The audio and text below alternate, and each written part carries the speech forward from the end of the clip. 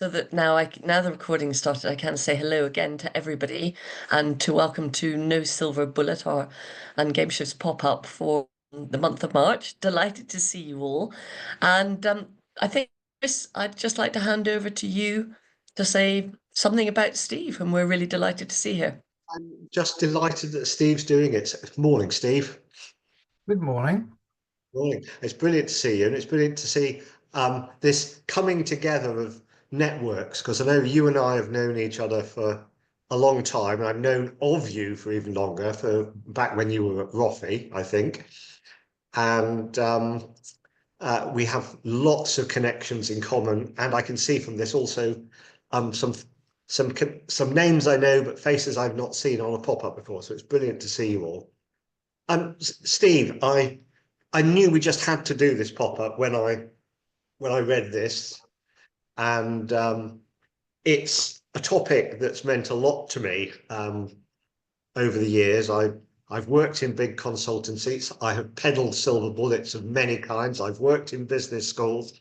I think this is absolutely brilliant. I'm going to let you tell the story of your background and how it relates to this. So can I just invite you to run this in any way you like?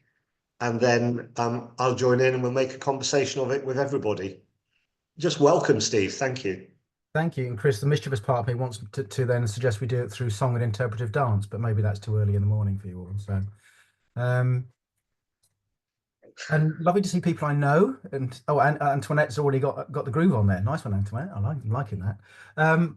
So I said to Chris and colleagues before we started, I was minded to really start off by giving you a brief thumbnail, but as much as anything else, rather than me simply assuming I know what you want to talk about, I'd be quite interested in what questions you come and what you would like to talk about with each other and with me. I mean, I've got a few slides and I'm happy to dip in and out of them as conversational starters, but that seems to me to have less utility than what's lurking in your collective brains this morning. Does that seem like a fair thing, or would you like me to do the ritualistic thing of telling you my story and all my big thoughts? I guess maybe a question is, Steve, what has drawn to people to pop up that that's called No Silver Bullet? Perhaps people can put their thoughts in the chat, or else just put your hand up. Yeah, and then I will respond to that and also outline a bit of who the hell I am. I can see some heads looking down, so it looks like people might be typing something.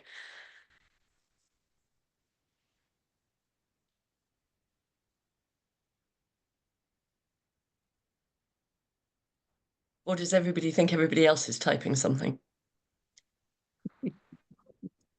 I'll ask a question if that's okay. Go for it, Paul. I'm really interested. What really struck me was in the book, and I don't want to assume everyone's read it, but I have had an opportunity to read it. It's still resonating with me, this whole notion of the collective anxiety and how anxiety works, or how it shows up, if you like, in an organization that is undergoing certain types of change, but also how the anxiety seems to be transferred to the consultants who might be in that sort of functional collusion, I think that you call it. How that anxiety and how might one resolve that anxiety, because it seems to be quite prevalent and very intense. Nice. Okay. Yep, we'll pick up that thread. Steve, Julian's also said the collusive desire for problems to go away, so perhaps you could bring that in. Yeah. Well, I guess my immediate response to that, Julian, is when I switched on the news this morning and saw that stuff had kicked off again in Ukraine, I felt my desire for it to go away. You know, I sat in my men's group last night and I think there was this kind of pattern of, whether it's collusive or not, but certainly a pattern of, we just want this stuff to go away. So the anxiety at the moment, so more broadly, the existential anxiety, I think, is amplifying some of these collusive patterns of behaviour. But yeah, we'll thread this together.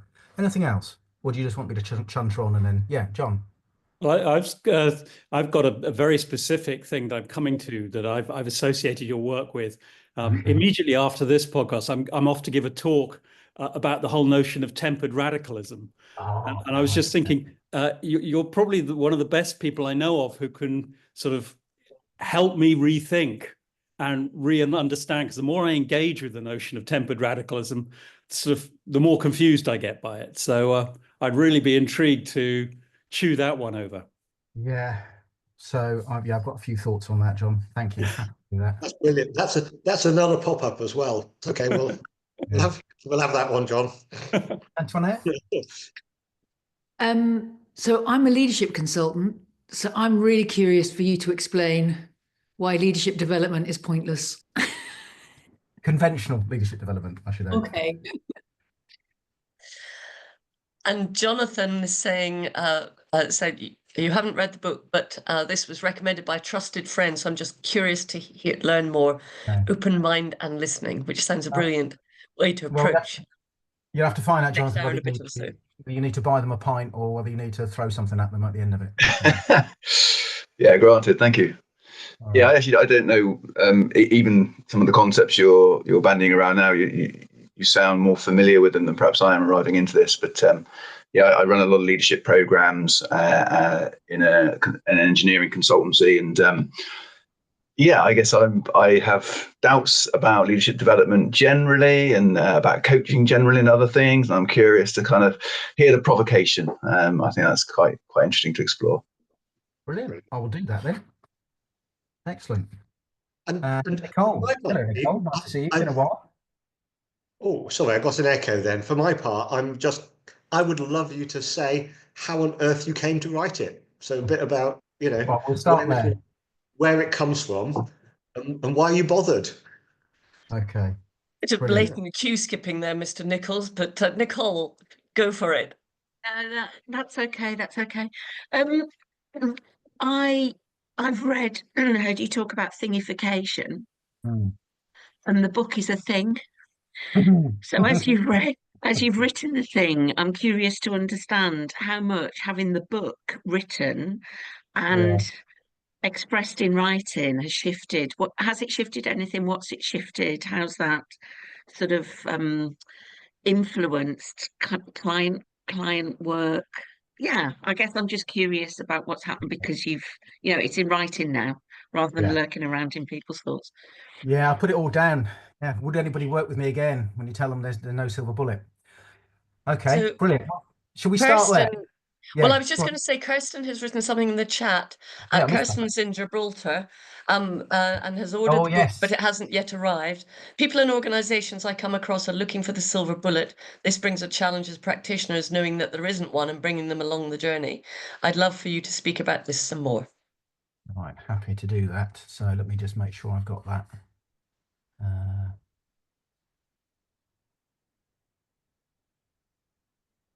Yeah. So, okay. Right, it's interesting. So the slides I cobbled together actually have been slightly prescient because I think they cover a number of the threads here. So let me just start by, for those of you who don't know me, just give you the thumbnail on who on earth this person is. So as Chris said, I did spend 4.5 years in the hallowed halls of Roffey Park from 2013 onwards. Prior to that, I was a change consultant, whatever one of those is, for about 10 years. And before that, I worked at The Guardian. So those of you who used to read The Guardian, I launched Soulmates, their dating service, which doesn't exist anymore. If you want to meet a Guardian reader, I can tell you what to put in your advert, or conversely, if you want to repel them, just put in the advert you read a Daily Mail. Quite literally, that was what the research showed. They were like oil and water. So no judgment on either, reader of newspapers. And having spent about 20 odd years of working in kind of the human side of change, and found myself also in OD. So one of my kind of favorite experiences of the OD community, I was co-chair of the OD network for Europe, for 3 years. So I say this with love, but when I joined Roffey, I was told within 3 months of arriving, "Oh, you're one of them now." And I said, "What do you mean?" And my new colleague said, "Well, you're now part of the OD faculty." And she said, I said, "I've never called myself OD. I didn't say that on my CV." To which her response was, "It doesn't matter."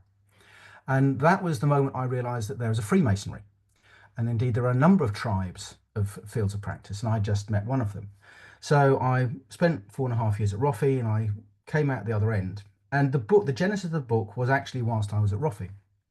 Two things happened. I only talk about one of these really clearly and make the connection in the book, but more recently I've realized there were two kind of catalytic points.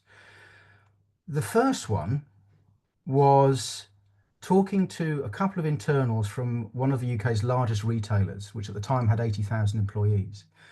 And I was doing an event in London with a friend around digital technology and digital transformation. And I was talking to these two people, and we stopped counting the number of consultancies in the business at that moment in time when we got to double figures. And this was a kind of hit list, a bingo hit list of, the large professional services firms, the boutique ones, and independents. I also then developed a relationship with a client there, and they're quoted anonymously in the book.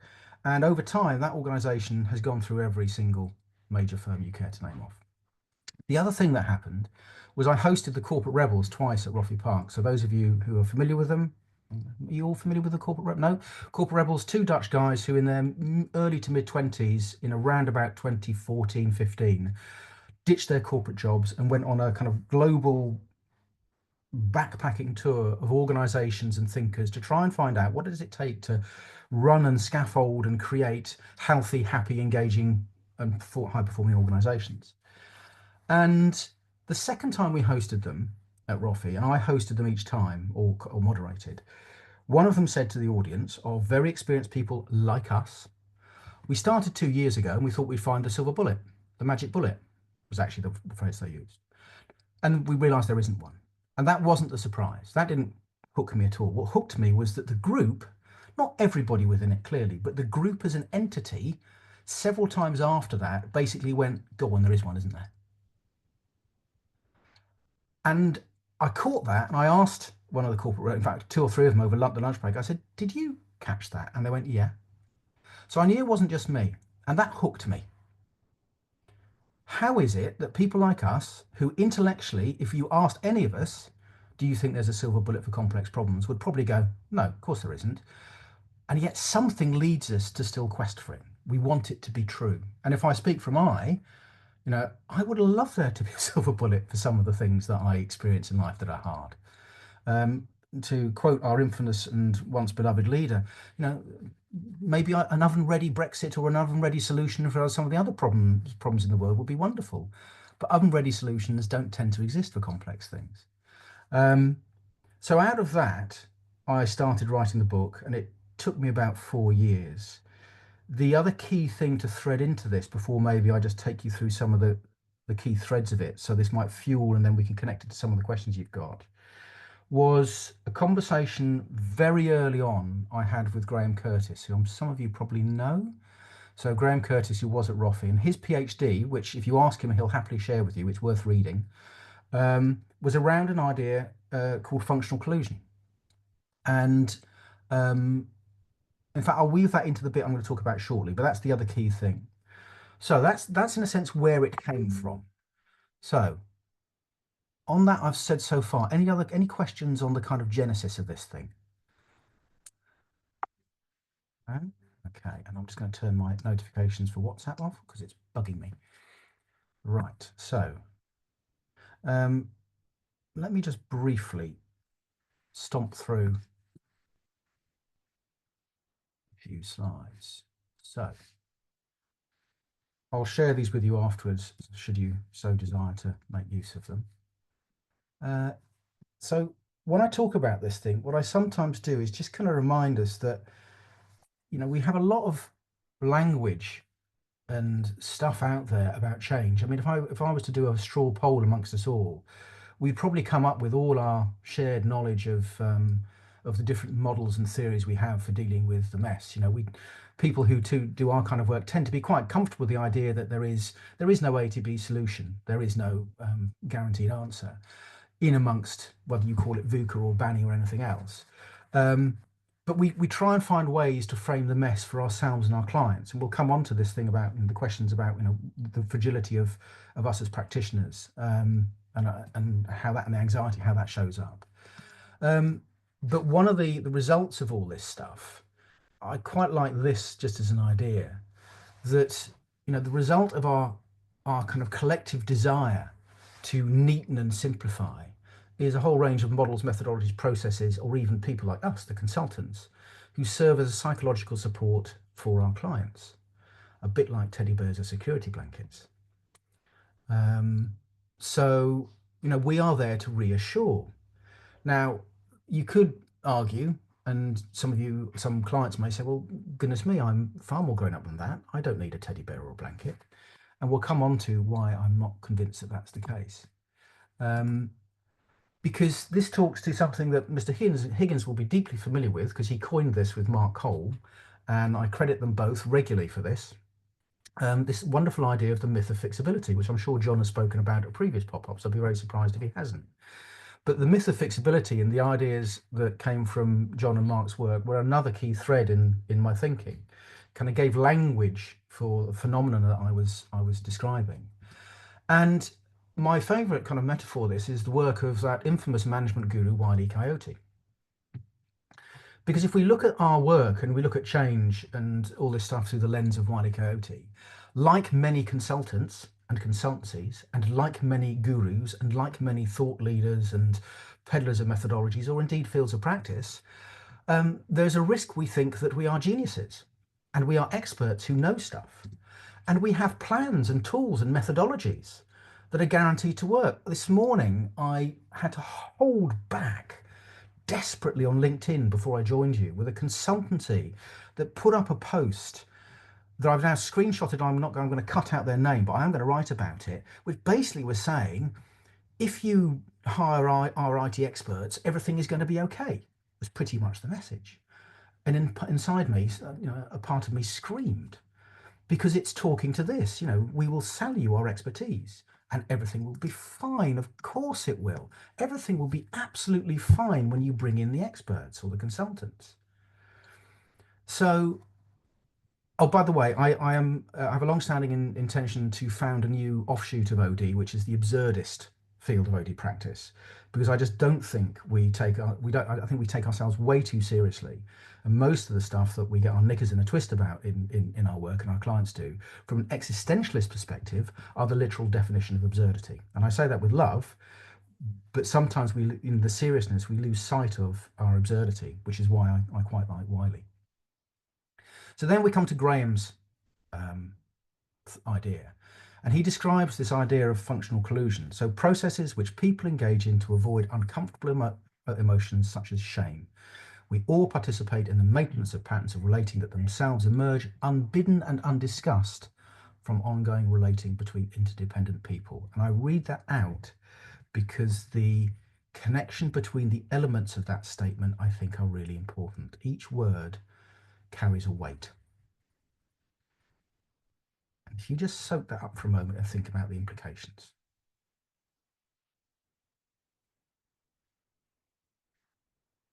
And if you think also about your own relationship with uncomfortable emotions, when you are under stress or anxiety is evoked in you in your work with clients. So here's the collusion. The functional collusion is the collusive pattern of behavior that we engage in to avoid shame and anxiety. It is functional because it works beautifully. An example from the political domain arguably would be the resurgence of populist politics, because they write checks in certainty that they simply cannot deliver.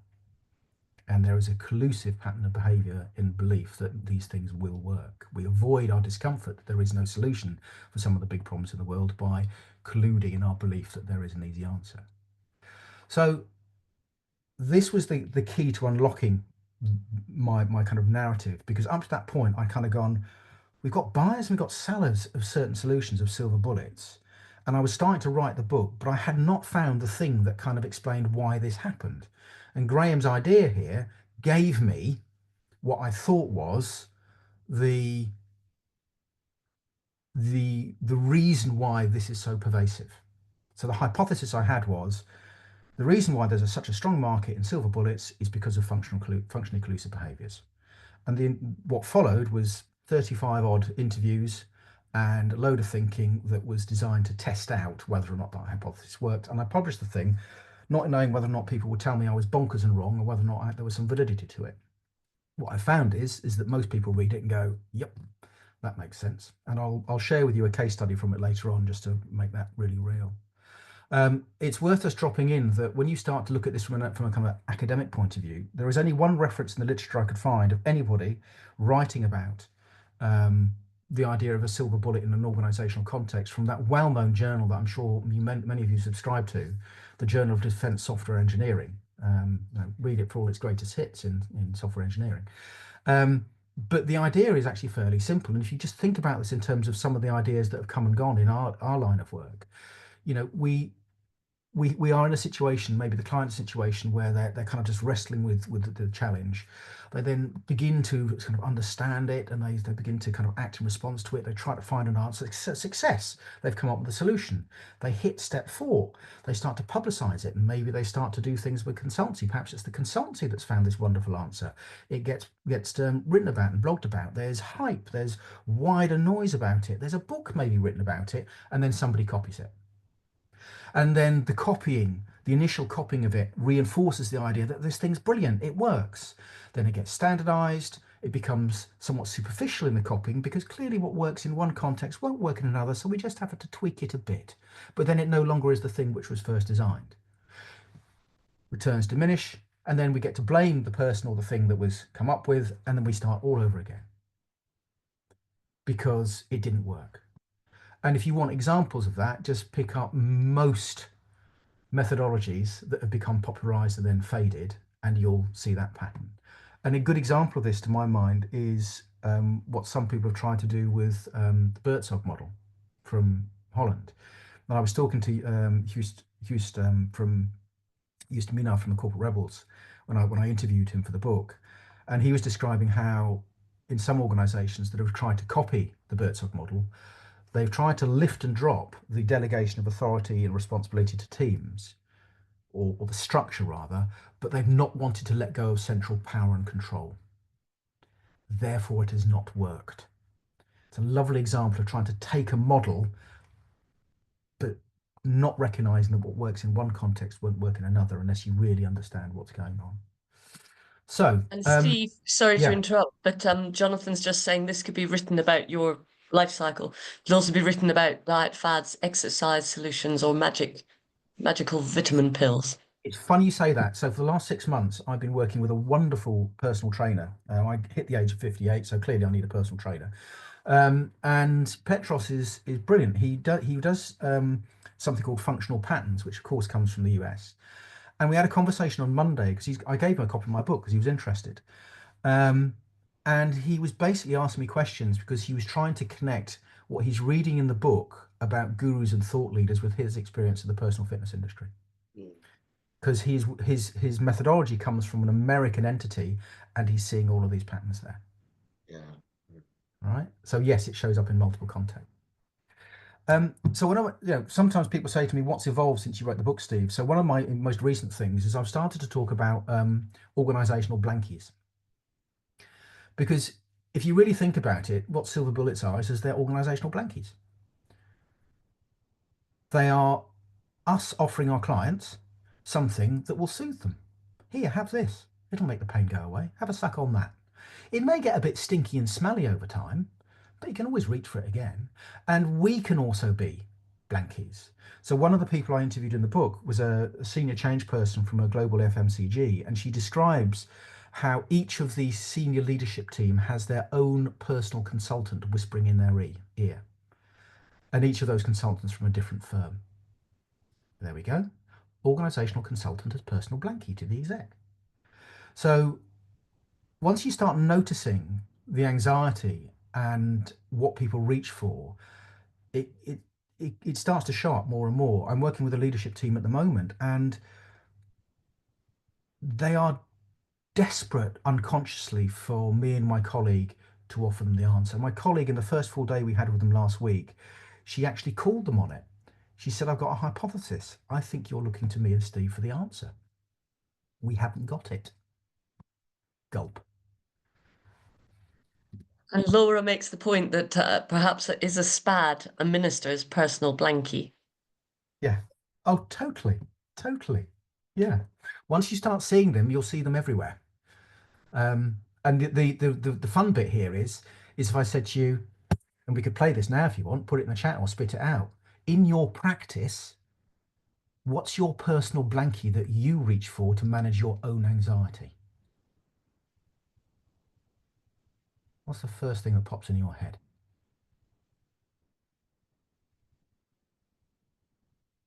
Any offers?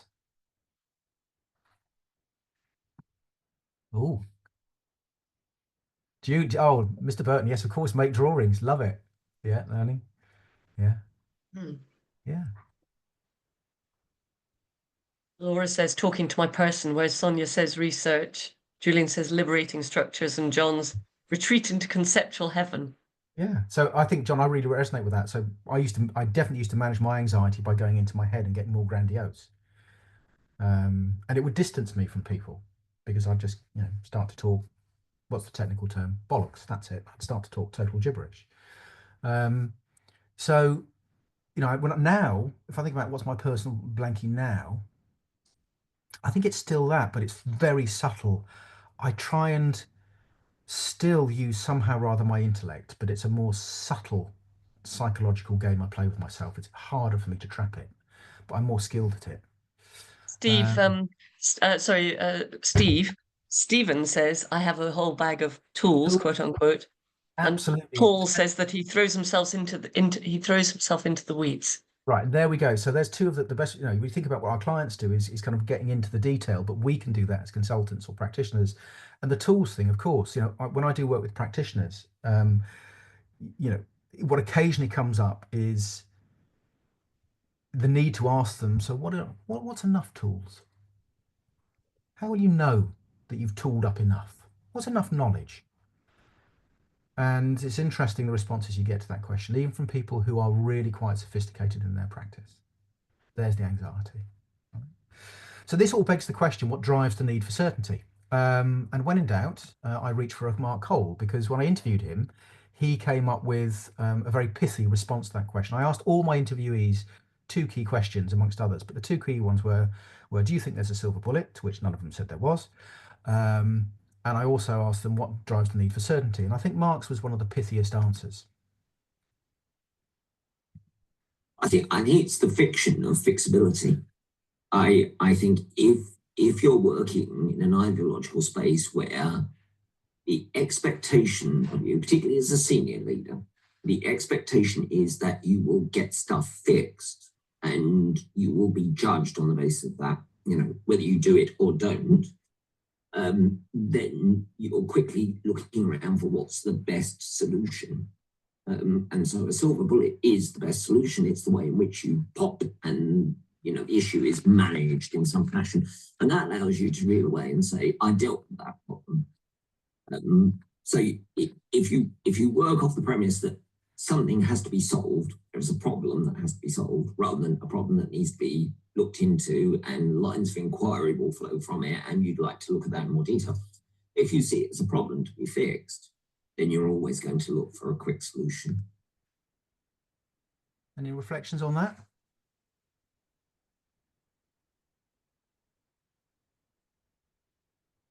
And by the way, you don't have to agree with anything that Mark says or I say. Just to be really clear about this. Okay. So you talked about the need for certainty. That's taken me to when your definition of functional collusion is agreeing to avoid discomfort between interdependent people. I've been looking a lot at coercive control recently, and I'm just thinking, when does functional collusion become coercive control by a senior person who wants you to shut up and don't shame me because I'm your boss and I can kick you out, kind of thing? Yeah, the power thing pervades all of this. I was talking to somebody yesterday about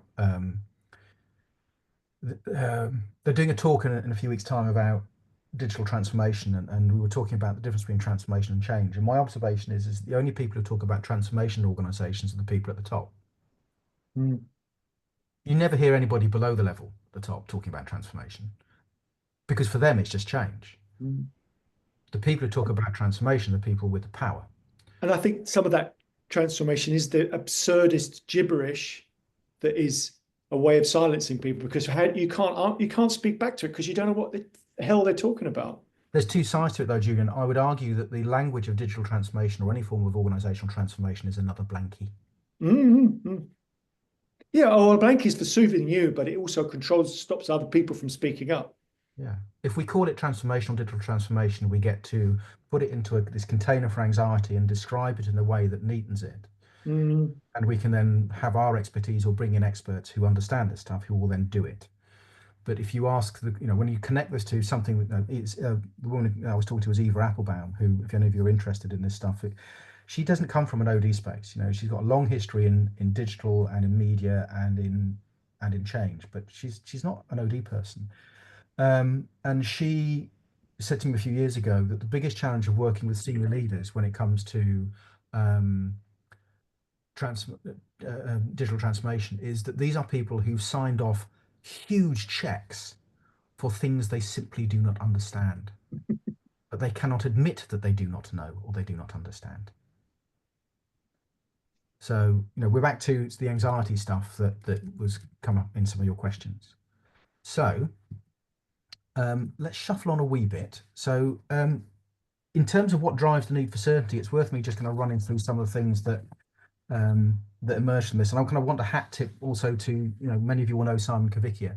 And Simon was integral to helping write the book. And chapter 2 has got his paw prints all over it. And from conversations with Simon, what we kind of built was, through the interviews as well, the interviews I did, was a kind of picture of the kinds of things that drive the need for certainty in no particular order. And by the way, think also about yourselves here. How many of these kind of tick the box for your own relationship with your need for certainty? So the expectations of others, of leaders, followers, stakeholders, shareholders, peers, colleagues, the expectations of others. And that puts a lot of weight on clarity, certainty, and coherence. There's the pace, the need to be doing something right now, and therefore the need for speed. We've still got the kind of the zombie leadership form that won't die. The archetypes of great leaders and heroic leadership, fast-paced, quick thinking, still typically male. Laziness, because bluntly, is too much like hard work to think deeply about some of this stuff. It's a lot easier to reach for something that's going to promise a quick solution. Fear and anxiety of failure, of what might be discovered or revealed about the situation or oneself. The existential anxiety, discomfort with ambiguity, of being exposed, this is a key one, of being exposed as not knowing, of not knowing what to do.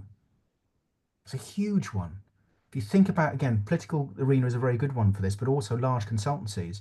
How often do you hear consultants actually of many flavors say, I don't know, not really sure, haven't got an answer for that. But certainly not, it's very difficult for senior leaders to say that. I had a client say to me recently that the CEO of their organization did something really unusual. It's the only example I've heard of this, and I hope you've got some good ones or better ones. CEO of a very large UK technology company spent 1.5 years doing change top down, bringing in external consultants, and it was a total disaster. But he had the humility early last year to turn around to the whole organization and say, I'm sorry, I got it wrong. We got it wrong. This time we're going to talk to you. But that's a rarity. So add to that a few more things. The need to please, and then you've got the parent-child dynamic put in there. Displacement, the need to make someone or something else responsible for all this. If it doesn't work, I'll just blame Paul because he was the consultant I brought in. It's his fault. Okay, so displace it. I'm sure we've all had clients spit us out. I've got 3 clients that have said they never want to work with me over my career for various reasons. And then there's kind of the mindset, depends on your kind of background and where you come to it. And then things like simply the cognitive overload that you can experience when you're in the middle of this, or the need to reduce risk and construing risk as something that can be managed through bringing in certain solutions. A good example of that in my mind is something like ProSci. I hear organizations sometimes bringing in something like ProSci. It's perceived as a way of managing the risk of change, but as actually it's just a glorified blankie. One of the kind of, I got a nice pithy quote from Rob Briner when I asked him this, what he thought drove the need for certainty. And he said, quote, magical thinking, incentives and rewards for leaders, cognitive biases, lack of training and decision making, limited accountability, few evaluations, and management theatre where being seen to do something is more important than what you actually do. Unquote. Way to go, Rob. Steve, can I ask a question? Yeah. I mean, I don't know if you have any more of those things, but it just struck me that the money isn't involved in. You haven't mentioned money yet. Really, really great question. I have not thought about it because it was not foregrounded in the research. Because when you said what consultants would say, I don't know, as soon as you say you don't know, you don't get paid. Yeah, I mean, the ultimate existential anxiety for the consultant is you get fired or spat out. Mm-hmm. And the money is a function of that. But money was not foregrounded. And I'll share with you a story later on that shows that the role of money in this is actually quite incidental. Really? Yeah. Yeah, I'll share a story a little bit later. Yeah. So there's a question then about, and this talks to how this manifests, and some of your questions think, Paul, you talked about collective anxiety in your question earlier on.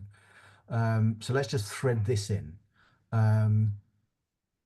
It shows up in a number of different ways, arguably. I'm not saying this is the totality of it. I'm saying these are some of the patterns that I noticed. So, the pervasive anxiety about not being good enough. And this applies to the buyers and sellers of silver bullets. The self-doubt that can be in there, the tendency to judge self and others as not being good enough, or in the case of consultants, of projecting onto consultants that they know more than I do. The grandiosity that we engage in as a defense against the above. I mean, just look at a lot of the thought leadership that comes out of large professional services firms. There's a grandiosity to some of that stuff.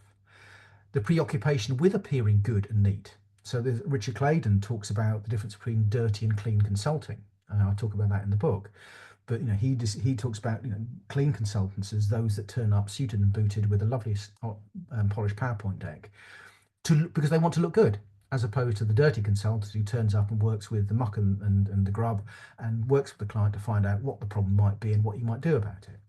And all of this then feeds into a kind of perfectionism. The interesting bit from a practice point of view, and this really is where we get into what might happen for us as well, is the preoccupation with status. We then have to live up to our self-image and ego ideal as a practitioner or as a consultant. My own view is that in change practices and OD in particular, I think we are in denial about our ego ideals. It's fascinating when you go to OD conferences, and if you look at it through the lens of ego ideals and say, so what is the archetype of a brilliant OD practitioner or a great OD practitioner? Really interesting conversation to have. There's the denial of human vulnerability and the reliance on kind of strong leadership and strong behaviors. Then we have the intoxication of client projections. I've got some slides later which I won't share with you now.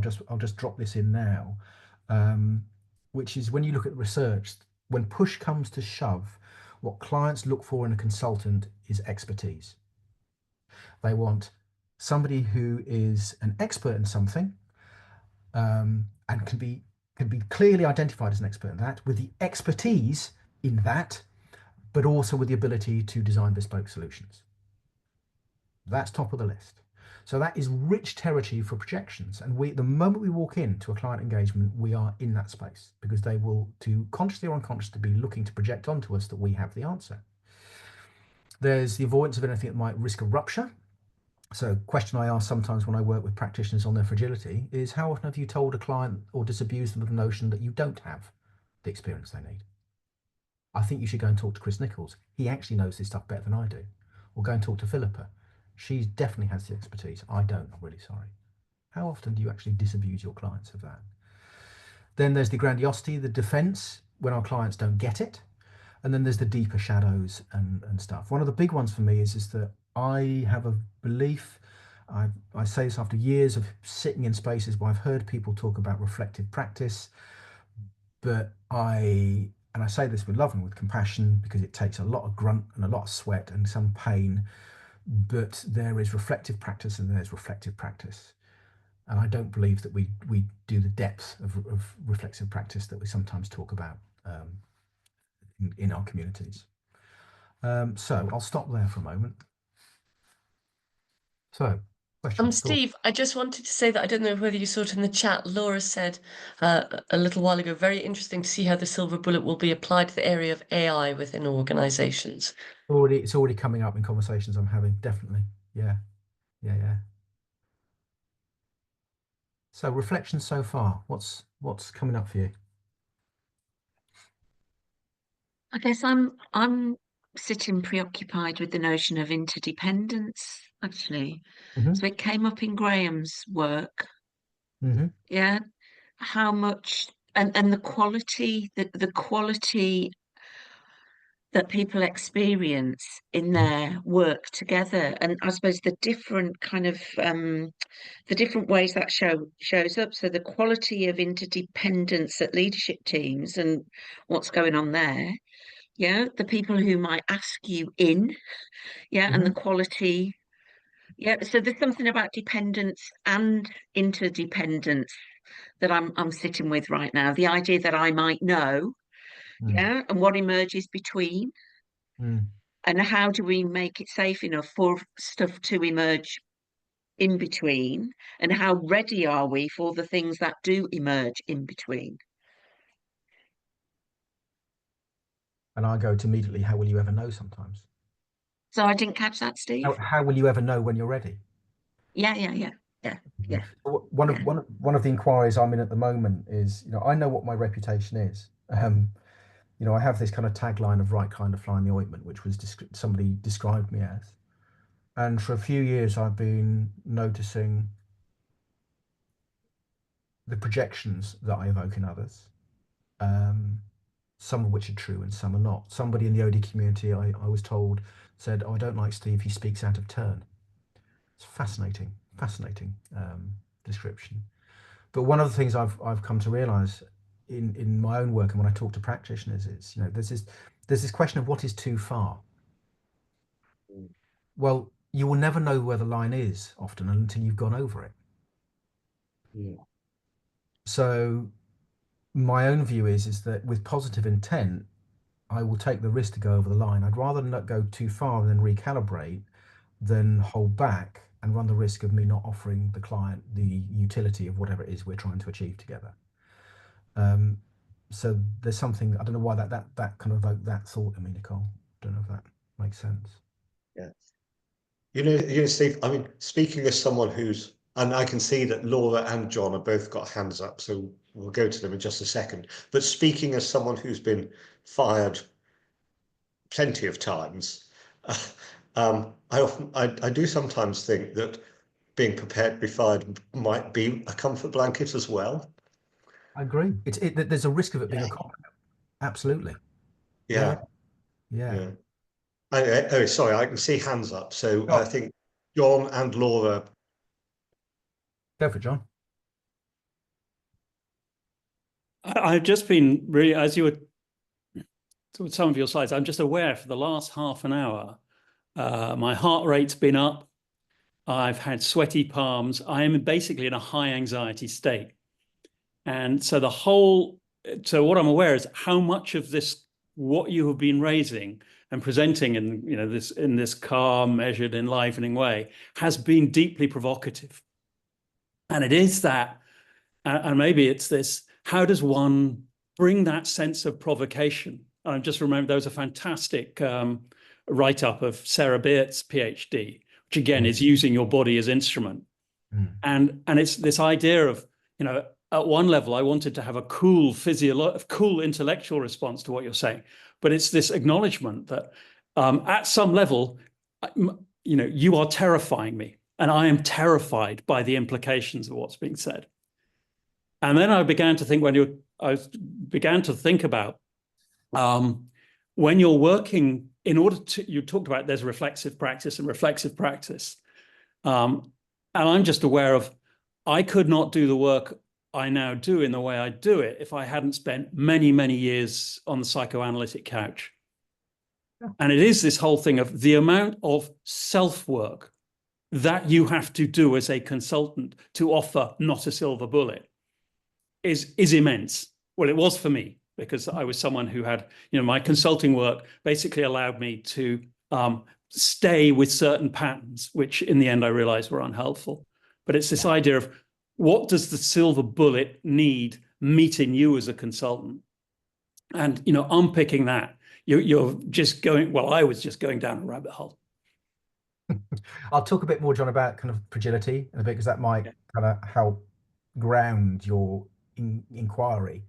I won't say make it any easier, but it might just kind of, I'll take you where I'm going with it, because it's an ongoing inquiry I've got at the moment and work I'm doing. Thanks, John. Laura? Laura, yeah.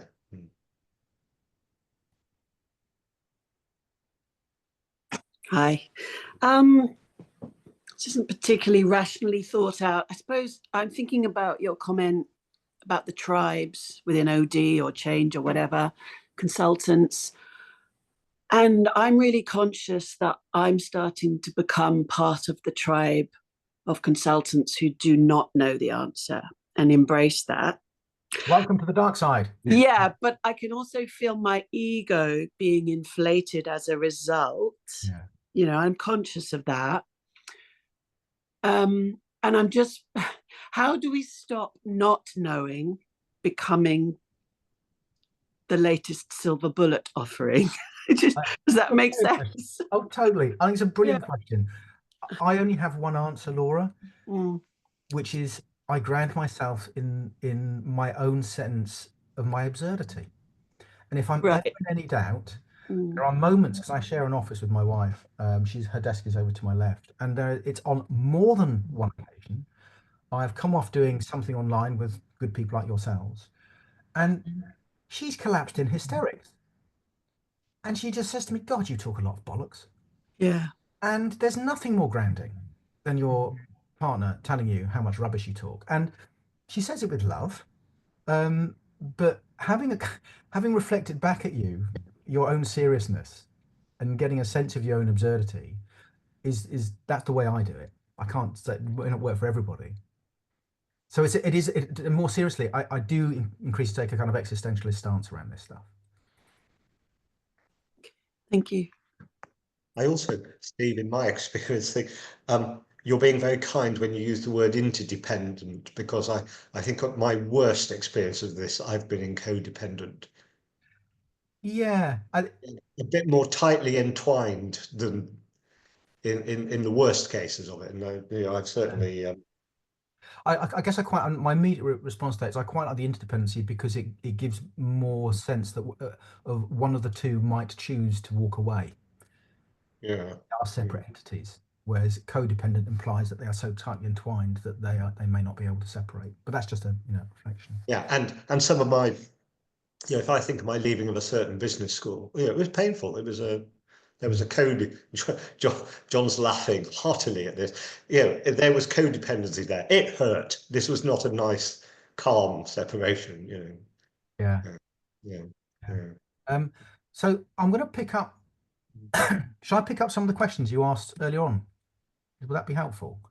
And I'm going to weave it in with some of the things, John, you said as well, because I think there's a thread emerging from the inquiry here. Okay, let me backtrack. One of the things that fell out of the book for me, and in my work with practitioners in the supervisory spaces, I've got really interested in what I term the fragility of the practitioner. And there's right at the end of the book, there was something I dropped in almost before I submitted it, which was a kind of a wondering about, so what happens when the fragility of the practitioner meets the fragility of the client? And we're quite happy to talk about fragility of the client. We're quite happy to talk about, our vulnerability when we go and do our stuff in communities like this. But it's rare I've heard people in our line of work really talking about what happens when I am at my most broken and fragile, and when that meets the brokenness of the client. The best I think you might get is, a client that you know well, where there's enough respect where you might be able to talk about it. But in most contexts, you're not going to be able to reveal anything of your fragility with a client. And yet, I suspect there'll be moments in your life, if it's anything like mine, where you have felt fairly depleted. And so I've been in an inquiry for the best part of a year around, well, what does all this mean? And key to this is also the role of shame. And so I started to mull more on, fallibility and fragility. And just to give you a sense of this, I'm just going to share with you a couple of slides from something I ran with Saddle Heath before Christmas, and I'll tell you what I did there because it might help you understand some of where I'm going here. But I draw a distinction between fragility and vulnerability. Can you put it on slideshow? Yeah, sure, of course. Steve, thanks. So vulnerability, which I hear talked about a lot, is something I think we're quite comfortable talking about. You know, I'm feeling a bit vulnerable today. I'm a bit squishy. I can do my work if I'm feeling vulnerable. But my view of fragility is that it's something different. Vulnerability is a window into fragility. And I share this on the basis of my own experience, my own fragility. And I'll without going into the details, several years ago, the stuff I was going on in that I was having to take responsibility for out of work meant that I was so depleted and so broken. And so having to take care of myself and everything outside of work, that I was offered a piece of work with a new leadership team of a pan-European organisation that was setting up in the UK around about 2021, I think it was. And I knew that I was too fragile to do the work. I wasn't vulnerable, I was fragile. And so I politely said, I'm too busy, can't do it. And I started to think more and more about, what do we mean by fragility? And what do we do with our experience of ourselves when we are in that state? And that drew me to my own inquiry with shame. So I talk about this in the book, and Elliot Aram, who's the CEO at the Tavistock Institute of Human Relations, she's got a wonderful unpublished paper. And one of the things she says in it is she talks about the paradoxical nature of shame, which is on the one hand, it demands to be hidden, but on the other hand, all the learning coming from bringing it out into the open. And I don't hear that much conversation in practitioner circles about our shame. Not really. Well, we might talk about our anxiety, we might talk about our stress, but I don't hear us talking much about our shame. So I'm going to connect this to the question some of you asked about, I think Paul, you talked about collective anxiety and how it shows up. I think there's a link to this almost as well. So I'll just share with you. You can do this in your head. Are you going to do something slightly squeaky at 9:25 on a Wednesday morning? Right, okay. You can do this in your head. I'm not going to ask you to disclose anything. I'll talk through what I did with the group, and you just imagine what this might do for you. So I built with the group across a morning, 35 people roughly, talking about fragility and so on and so forth. And I then said to them, right, get a piece of paper and write on this piece of paper something that you hold shame about or you are ashamed about that you know has the potential to impact how you show up in your work with clients. So write it on a piece of paper. Do it as a drawing, words, don't really care. Then close it up. I then said, right, stand up, go and find a partner in the room. But I told them to follow my words, my instructions to a letter. I said, okay, take your piece of paper in your right hand, hold out your left hand open. Now hold your piece of paper above the open palm of your partner. Don't let go, don't reach up to take it. How does that feel knowing that they could take it? Let that just stew for a minute. Next stage, place the piece of paper in the palm of your colleague's hand. Don't let go, do not take it. How does that feel? Let that just kind of stew for a bit. And then the last bit was you got a choice. You can take it away or you can leave it. It's up to you. And then I stopped and I then let them have a conversation for 20 minutes. And it was remarkable what went on in the room, to observe the patterns that emerged. So there was one pairing, they simply held each other's paper and talked whilst holding each other's pieces of paper. Somebody else whipped their piece of paper away, then placed it back in the hand and let go. I spoke to them on the way home afterwards. He lives in Brighton. He said, I wasn't going to let it hold power over me. And there were lots of variations of this. But what was interesting about it, the reason I share this is because I kind of want to move from an academic, intellectual conversation about anxiety and shame in practice to really give you a sense of the visceral nature of it and how, if even a bit of that has touched your own experience of your own fragility and shame and how that impacts your practice, then you are tasting how there is the energy potentially for collusive behaviors in your work. Reflections, thoughts? Very profound, Steve. Yes, Catherine. You're on mute, Catherine. Yeah, I'm just getting, that was just, Oh. it all changed. Having been in that group, and this is why I'm here, Yes, you were there, Catherine. Yeah. it was quite profound because I could hear, I was aware of the conversation I was in, and we actually didn't worry about it. We both just let go of our bits of paper. But you could hear, and there were ongoing conversations around doing something different with this shame, doing something that you wouldn't normally have considered, had the effect of raising it. So, the bigger bit was actually, I've written it down. I've confessed. I've talked about it. And that naming it, put it back into my control. Because I think the other bit that came out as well on that day was, when it's in my control, I can choose when I reveal it. When it's bubbling and I haven't named it, it might burst out. Yeah. And so there's something for me about wanting to not deny the seriousness and depth of the experience, but equally, I hold a position of wanting to gently suggest we might want to find ways to play with this stuff more. Other reflections? Yes, and Antoinette.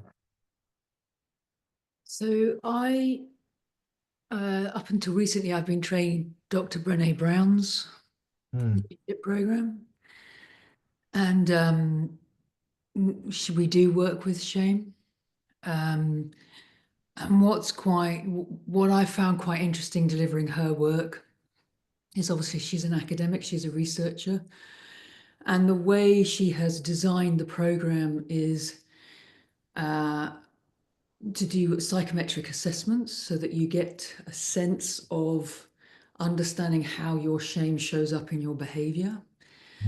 And then we create spaces where we can explore that. But I think what's really interesting about the exercise that you did was it made it very personal.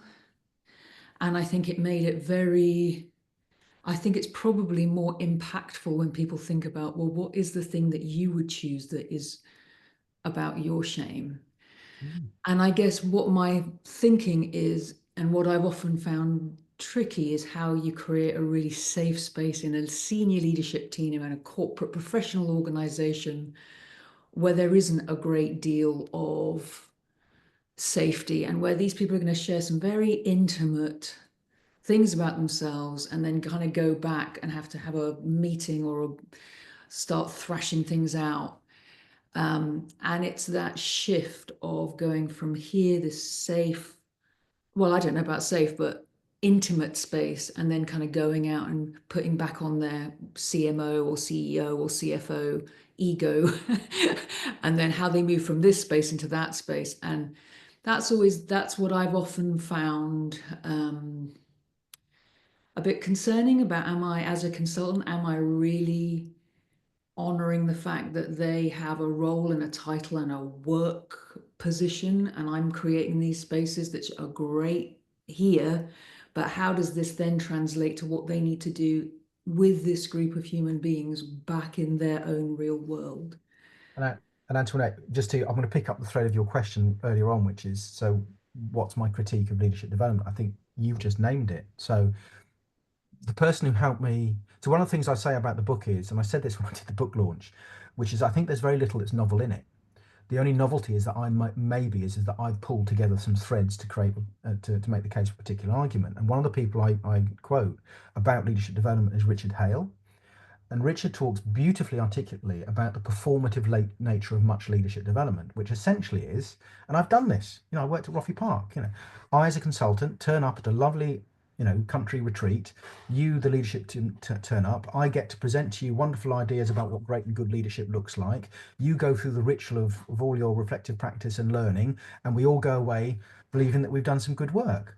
And too often, that doesn't really connect to the messy reality of the day to day. And one of the reasons why I will only contract to do practice-based leadership development at the moment is because it's at the level of how leaders show up and the impact they have that their leadership unfolds. And anything else is conceptual and performative. That's not to say there isn't brilliant work being done, but I'm holding a position slightly, what's the word?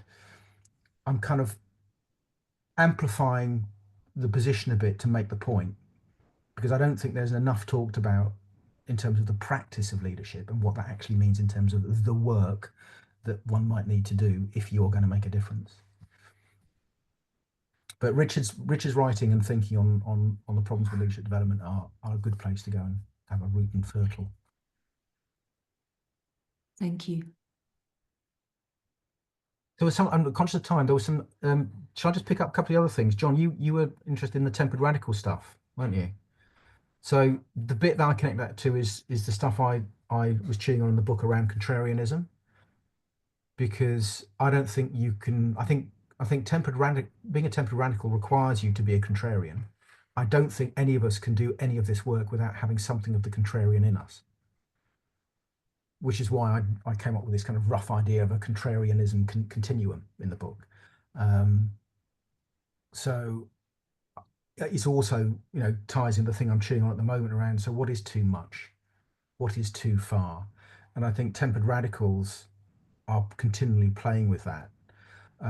There's also a question in my mind, and I've not done much reading on this, but if you connect this to what drives whistleblowers, what's interesting in the whistleblower literature is that what becomes unbearable for whistleblowers is what distinguishes them from the rest of us is the ethical and moral tear of not speaking becomes too great.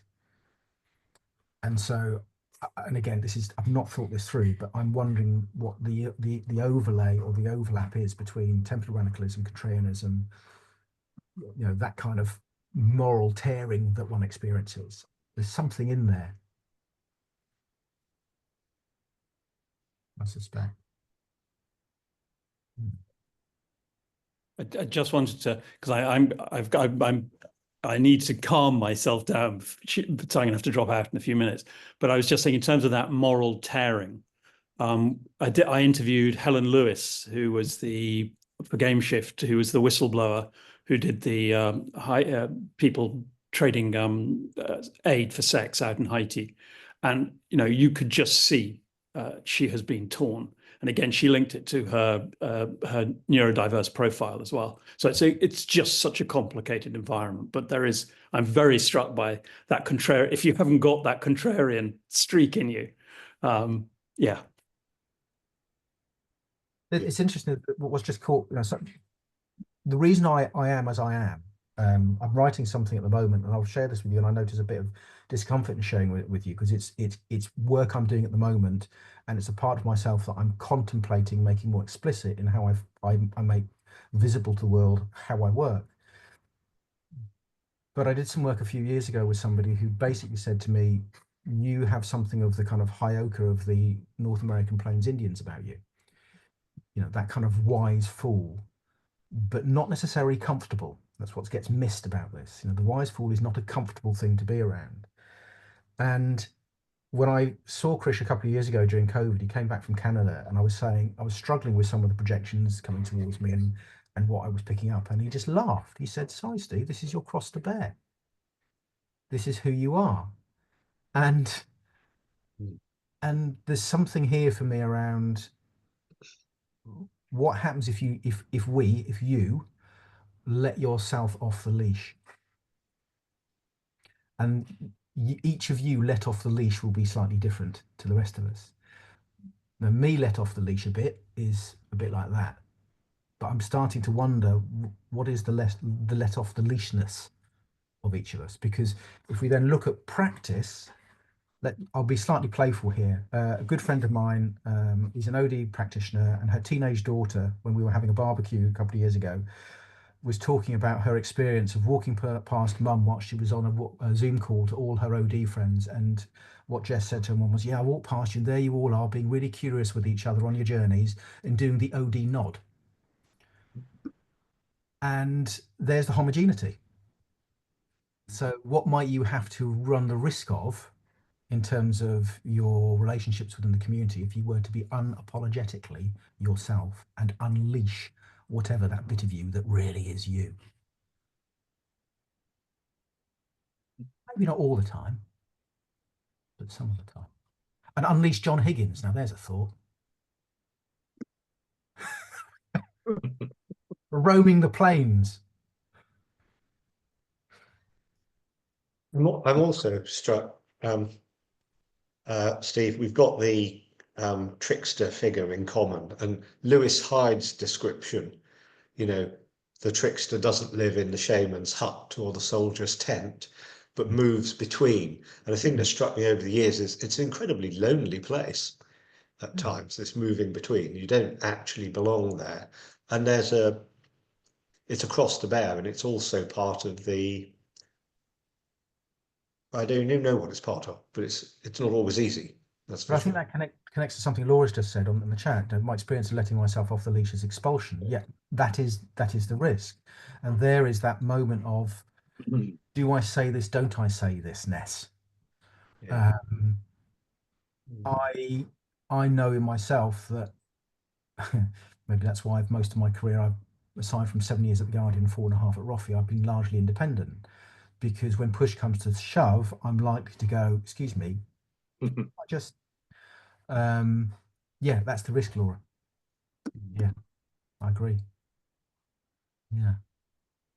But then maybe that's why we're all in this room, not another one. So I'm conscious of time. What's left hanging? Or what's needs, what threads need pulling?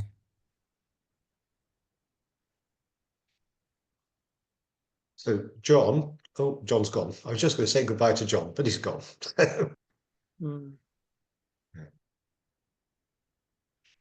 Well, we always say with these things that, you know, when we have a container of about 90 minutes, but when we're done, we're done. So I think maybe this is the opportunity for any final comments or reflections.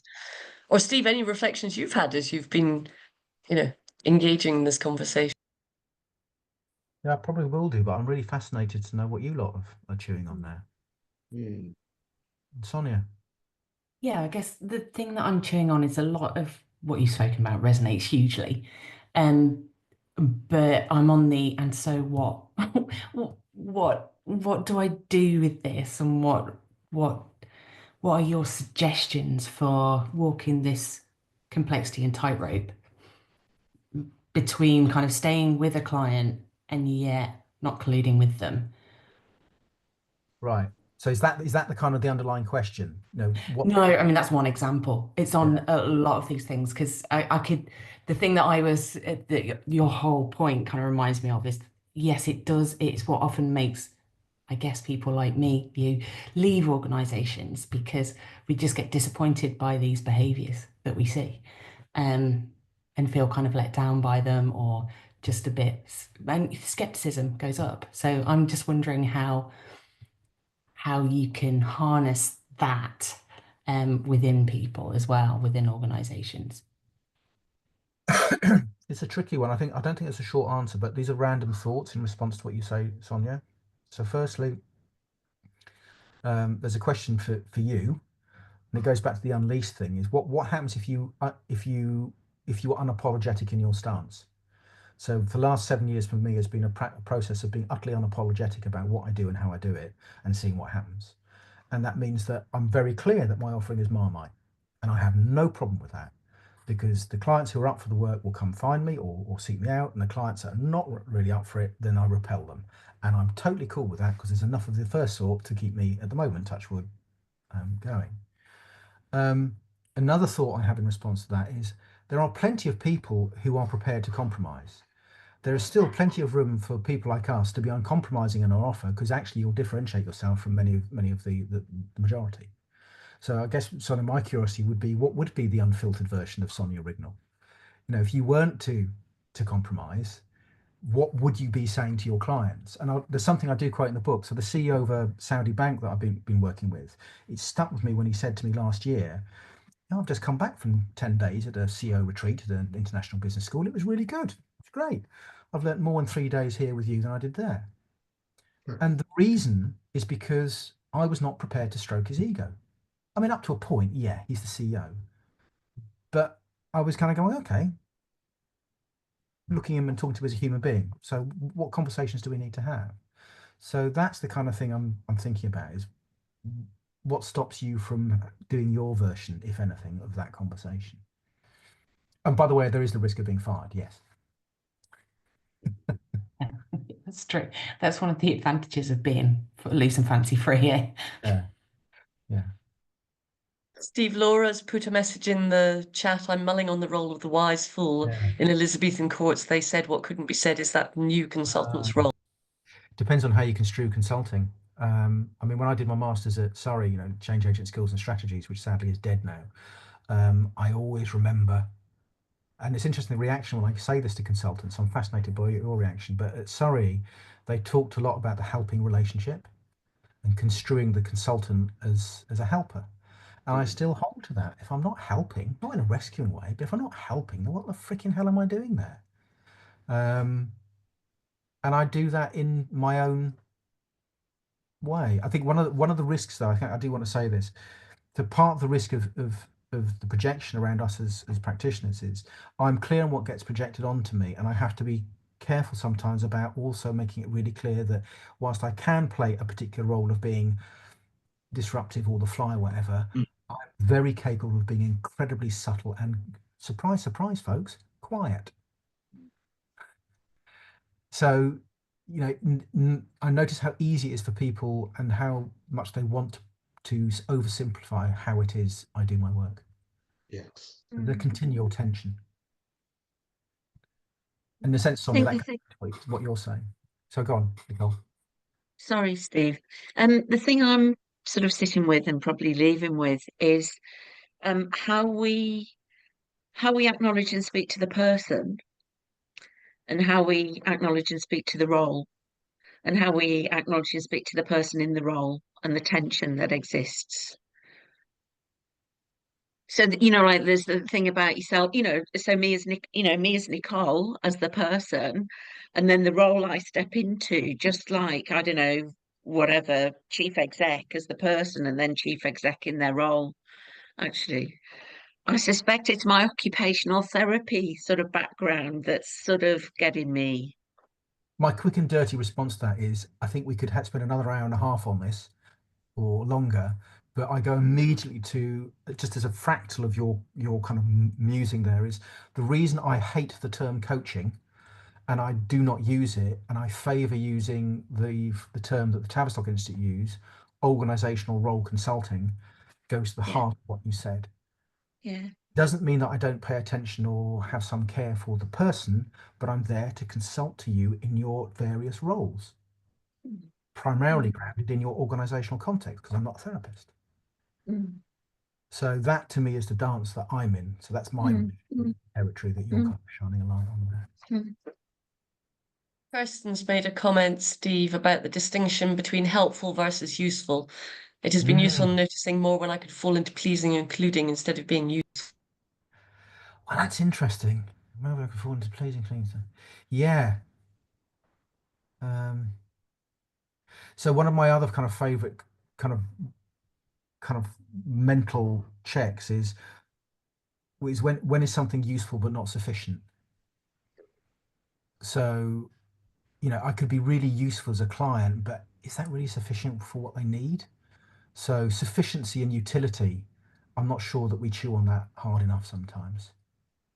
So one of the collusive dances that if I speak from again, I leave engagements sometimes thinking, well, where should I have pushed harder?